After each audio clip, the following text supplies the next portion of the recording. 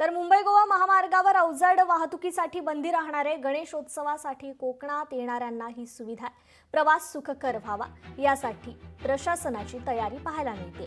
वाहतूक कोंडी टाळण्यासाठी ही प्रशासनाने तयारी केलेली आहे। पोलीस मदत केंद्र, टोईंग व्हॅन उपलब्ध करणार आहे, तर क्रेन, वाहन दुरुस्ती कक्ष, वैद्यकीय कक्षही आता उपलब्ध होणार आहे। गणेशोत्सवासाठी कोकणात येणाऱ्या कोकणवासियांचा प्रवास सुखकर आणि विना अडथळा व्हावा यासाठी रायगड जिल्हा प्रशासन उपाययोजना करणार आहे। महामार्गावर वाहतूक कोंडीतून सुटका व्हावी यासाठी 23 ऑगस्ट रोजी संध्याकाळी 6 वाजल्यापासून ते 29 ऑगस्ट रोजी रात्री 12 वाजेपर्यंत मुंबई गोवा महामार्गावर अवजड वाहनांना बंदी असणार आहे। 2 ते 4 सप्टेंबर आणि 6 ते 8 सप्टेंबर या कालावधीत देखील महामार्गावर अवजड वाहतुकीला बंदी असणार आहे। याबाबतचे आदेश जारी करण्यात आले।